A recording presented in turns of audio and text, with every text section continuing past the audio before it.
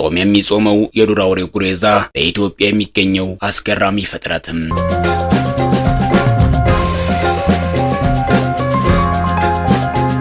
አንዳንድ የተፈጥሮ ሚስጥር ናት። የሰው ልጅ ተመራምሮ ሊደርስባቸው የማይችሉ አስገራሚ ነገሮች አሉ። ሰው ተፈጥሮን እስካሁን 1% እንኳን አላወቀም ነው የሚባለው። ሚስጥራዊ ከሆኑ ጉዳዮች መካከል ደግሞ እንስሳት አንደኛዎቹ ናቸው። በዛሬው ዝግጅታችን በኢትዮጵያ ውስጥ በዋነኝነት በእምነት ቦታዎች ውስጥ ስለሚኖሩት አስገራሚ እንስሳቶች እንነግራቸዋለን። እነዚህ አካባቢዎች የእስላም የክርስቲያኑን ጾም በመጾምና በዓላትን በማክበርም ይታወቃሉ። ጺማም የሃይማኖት አባት የሚመስል የፊት ገጽታ ያላቸው እነዚህ የዱር እንስሳት እንደ ጦጣና ዝንጀሮ ተንኮል አያውቁም። ፍጹም ሰላማዊና ምስኪን ሲሆኑ ጻድቅ በመባልም ይታወቃሉ።